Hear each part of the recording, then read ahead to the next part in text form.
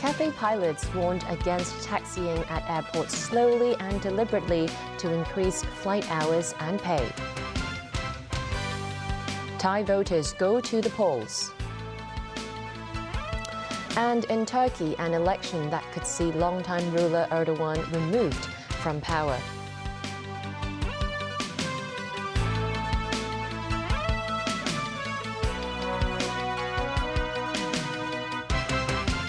Good evening and welcome to TVB News. Several airports have criticized Cathay Pacific after a number of its flights taxied in a slow manner at aprons. The airline has warned its pilots that it will take disciplinary measures. Sources say the pilots intentionally lowered the taxiing speed in order to get overtime pay. Timothy Lee tells us more. TVB News managed to get hold of the Cathay Pacific digital notice that was issued to the airline's pilots. It said that Cathay had received complaints from the airport authority about the airline's planes taxiing at speeds lower than other aircraft, which in turn led to a traffic congestion. Cathay verified the information after reviewing its data and noted that its pilots were taxiing at the speed of 30 to 40 kilometers per hour. The notice warned that if a pilot is found to have intentionally done so, airline authorities will take disciplinary action. A flight tracking website showed that the usual time it takes for a plane to travel between the gate and the runway is 10 minutes, but the same journey took 2 Cathay flights 40 minutes to complete. Cathay Pacific did not confirm the reason for the plane's lowered taxiing speed, but some former pilots believe that pilots did that in hopes of increasing paid hours. Since Cathay's large-scale layoffs in 2020, contracts for flight crew members also received an update. Prior to the update, the paid hours of pilots were calculated by flight hours predicted by the airline. That means even if pilots arrived at their destinations early, they will not be paid less. However, under the new contract, Cathay pilots are paid by actual flight hours, as the current hourly wage for pilots are between $1,500 and $3,000, and additional half an hour spent on the apron and taxiway could add up to thousands of dollars of extra pay per flight. The airline stressed that it is taking the concerns of the airport authority and other airline-related departments seriously, adding that Cathay will increase its effort to maintain and raise the efficiency and quality of its flights. Timothy Lee, TVB News. Starting on May 1, 2025, the offsetting mechanism under the Mandatory Provident Fund, or MPF, will be abolished. Secretary for Labour and Welfare Chris Sun said the government is reviewing the designated savings account scheme and whether employers should be forced to pay related expenses. Veronica Lin has the story. On Labor Day, 2 years from now, the Mandatory Provident Fund's offsetting mechanism will be abolished. Currently, the mechanism allows employers to use pension funds to offset long service and severance payments. Under the government's original plan, it will put in place a 25-year scheme involving over $33 billion in subsidy to help businesses with the transition. Also, employers will have to set aside funds for a designated savings account scheme, or DSA, to pay out the severance or long service payments in the future. Secretary for Labour and Welfare Chris Sun told TVB News that the government is now reviewing the DSA scheme and whether employers should be forced to pay extra. Sun asked that since there is no longer low interest rates, would it be worth it to freeze the money in the DSA accounts? He added whilst long-term service payments need to be provisioned, severance fees do not. He said that the impact of the abolition of the MFP offsetting mechanism on businesses is minimal and will allow time for companies such as small and medium-sized enterprises or SMEs to adjust to such changes.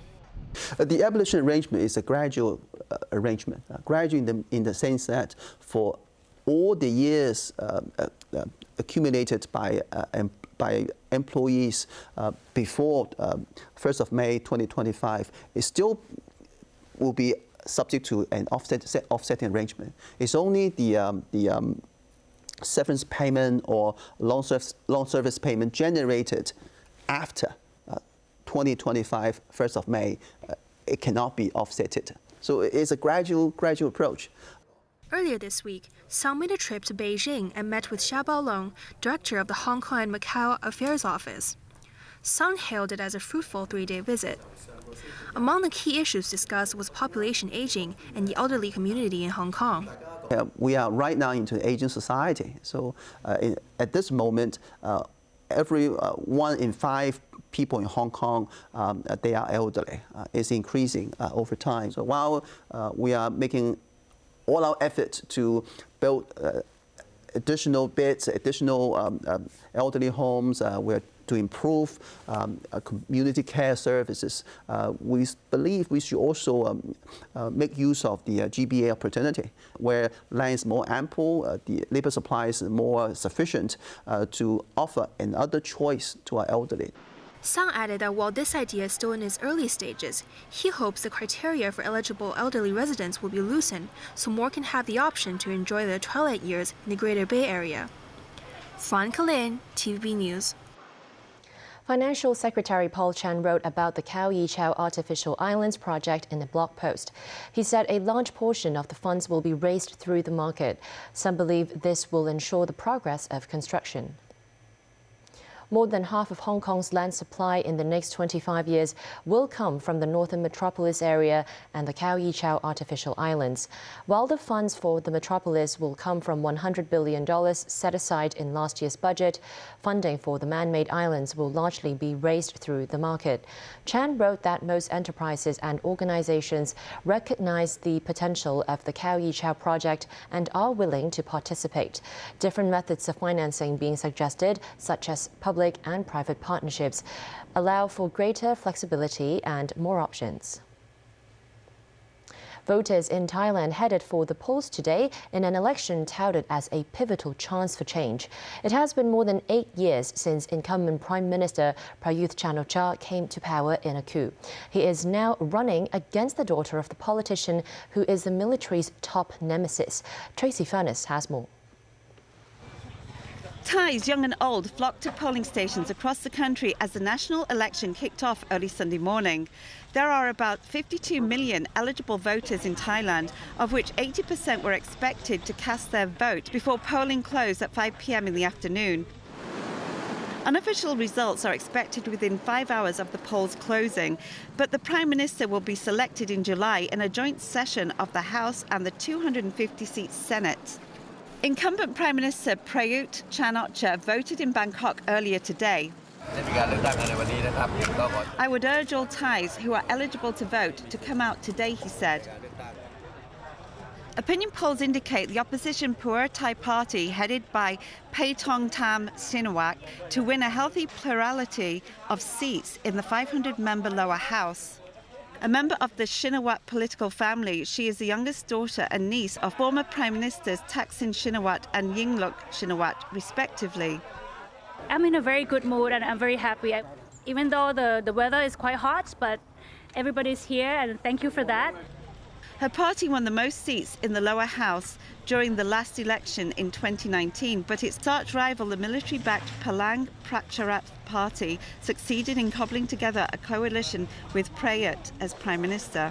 As the military still controls the 250-seat Senate, history could repeat itself even if Shinawat wins the majority of seats in the lower house again. Prayut is backed this election by the United Thai Nation Party, but his deputy Praywit Wongsuwan is running against him, leading the Palang Pracharat Party, which was the largest party in the previous coalition.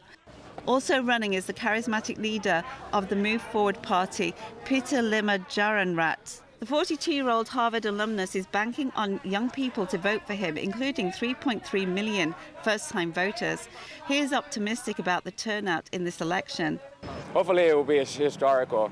I think last time it was about 72-ish, 73% out of like 52 or 55 million people. If the voting turnout is 75% or 80%, I would be all the way to the moon.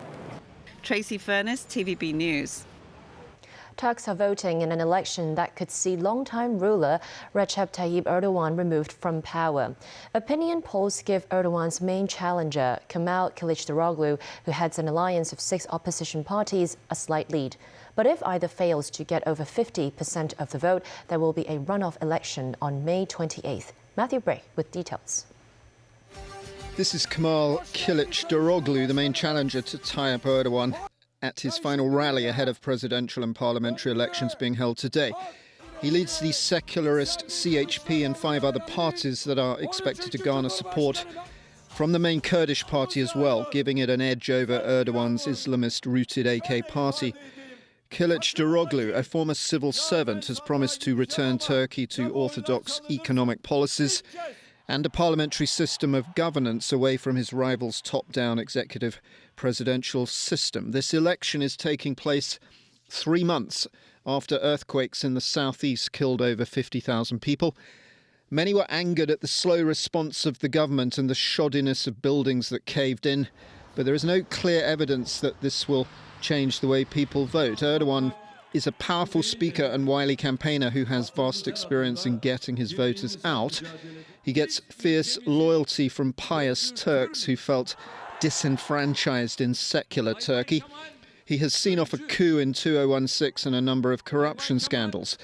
But he faces his stiffest test now as Turk's standard of living has plummeted, inflation is rampant and the Turkish lira is as weak as they come. In order to try and win, Erdogan has increased wages and pensions and subsidised electricity and gas bills. Voters will also be casting ballots for the 600-member parliament. The opposition would need at least a majority to roll back Erdogan's democratic deficit. If they do win, expect a re-establishment of the independence of the judiciary, the central bank and a newfound tolerance for free speech. Matthew Bray, TVB News. A truce between Israel and the militant group Islamic Jihad appeared to be holding after it came into effect late Saturday. The Egyptian brokered agreement was designed to end the worst spate of cross-border violence since a 10-day conflagration in 2021. These are some of the scenes in Gaza City where Palestinians were celebrating the ceasefire. Israel launched the latest round of airstrikes on Tuesday, saying it was targeting Islamic Jihad commanders who had planned attacks in Israel. In response, the Iranian-backed group fired over 1,000 rockets into Israel, sending civilians fleeing into bomb shelters. At least 10 people were killed in Gaza and 2 in Israel. Still to come on tonight's news. Ukraine's president holds talks with Pope Francis at the Vatican. New facilities at the Eastern Hospital's Hyperbaric Oxygen Therapy Center. And Mother's Day celebrations in Hong Kong.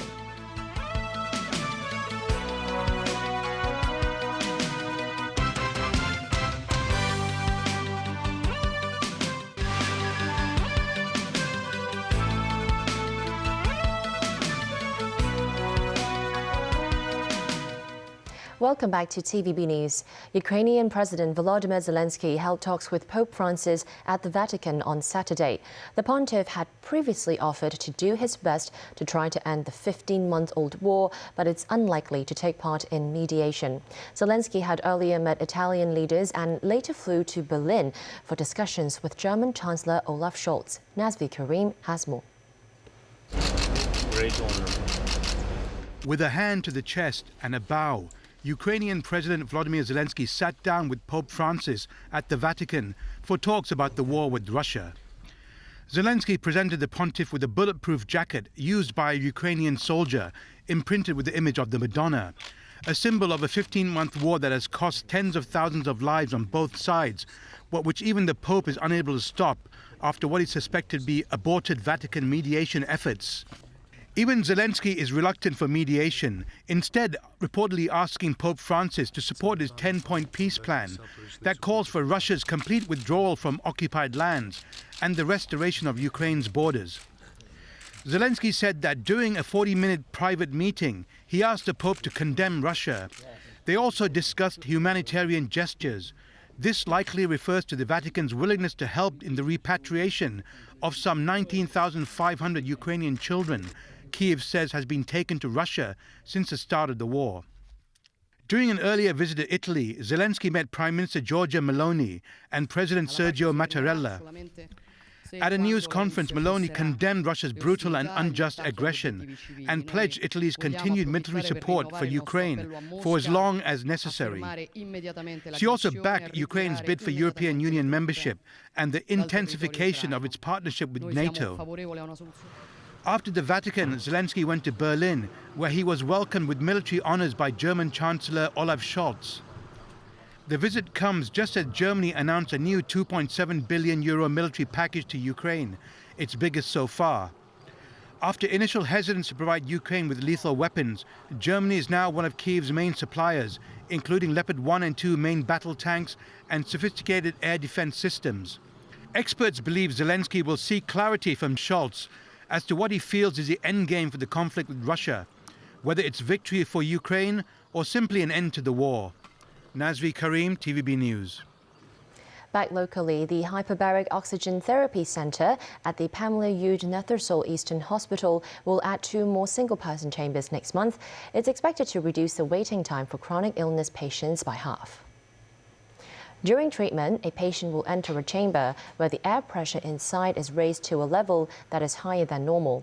The increased air pressure will help the lungs collect more oxygen and improve the functions of white blood cells. It's also suitable for treating post-radiation therapy trauma or carbon monoxide poisoning. The hospital is the first in the city to be equipped with such a treatment facility and has served more than 6,300 patients since 2018. Apart from attracting world-class performances to the stages where East meets West, experts have suggested that the SAR government act as an agent to promote cooperation between local artists and those from the mainland and around the globe. Sakura Ip was at a theatrical performance that used Hong Kong as a testing ground for the play to go global. Performing in Shanghainese, the play was invited to hit the stage in Hong Kong with bilingual subtitles after touring 60 shows since 2018. The play is based on an award-winning novel, Blossoms on the Mainland. It reveals the destinies of 3 young men with different family backgrounds who went through the Cultural Revolutions in the 1960s and the 1990s when China's economy took off. Ma Junfeng, director of the play, said performing in Hong Kong was a unique experience. He saw the city as a testing ground and a stepping stone for the play to go global. Many world-class performances have taken place on stages in Hong Kong as the city positioned itself as an arts hub and East meets West centre for international cultural exchange. A board member of the Arts Development Council suggested that the government or the Arts Development Council serve as an agency to bridge the gap between East and West by promoting more cooperation. I think we need to definitely focus on the exposure, to focus on extent and also exchange. In addition to bring them to Hong Kong for shows, is to create these opportunities, create some funding sources, create these, say, possibilities that actually we can have, say, local artists from Hong Kong and mainland artists to do something together. That is something that we can leverage on Hong Kong's connection with the outside world and to bring the mainland Chinese artists out to Hong Kong. Chao also suggested the government to set up a long-term strategy in promoting Hong Kong and mainland's arts and culture to the world. Sakura Ip, TVB News. Despite the rainy weather today, many were out and about celebrating Mother's Day. Mothers around town are getting all the love they deserve today. Despite the pouring rain, many flocked to the Mong Kok flower market to buy flowers for mums. Roses and carnations, whispering, "I love you." This father dished out $700 to purchase bouquets for 6 mothers. This boy said, "The pink ones for my mum, the red ones for my grandma, and then the others are for my helper and cousins." A shop operator told us the prices for flowers went up this time round because of the weather as well as the rising costs. Cherry expects businesses will go up by 30% compared to last year, adding some customers living overseas have purchased flowers from their website for their loved ones. Many also chose to enjoy this day at Chinese tea houses, especially as this is the first proper Mother's Day since the city has fully recovered from the 3-year pandemic. This man said, "Of course we're happy. I still remember the day when the 5 of us couldn't sit together at a table." This operator of the tea house is confident businesses for Mother's Day this year can return to pre-pandemic levels. Still, he thinks people's spending habits have changed over the years and that they would normally get back home by 9 o'clock at night. And then, for some, it's a different kind of Mother's Day. Under current laws, the child of an inmate who's a mother is allowed to stay with her until 3 years old. But this woman chose to let her family take care of her son so he could live a normal life. Still, she said it's heartbreaking each time she could only see her son for 15 minutes through the glass. The Hong Kong Correctional Services has rolled out a new initiative since last month. For each prisoner, at most 2 children under age 3 can stay with their mothers for a week at a designated facility in prison during the Lunar New Year, Easter or Christmas. This to encourage these inmates to turn over a new leaf. And that's the news. Thanks for watching.